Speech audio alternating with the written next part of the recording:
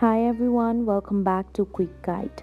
I'm back with yet another tutorial video, and in today's video I'll be showing you how to save photos on Pinterest. For that, first of all, open up your Pinterest app on your phone. After you open up your app, be sure that you're logged into your account. Then select the photo that you want to save. After you have selected the photo, tap on the save option, which is on top right of your screen.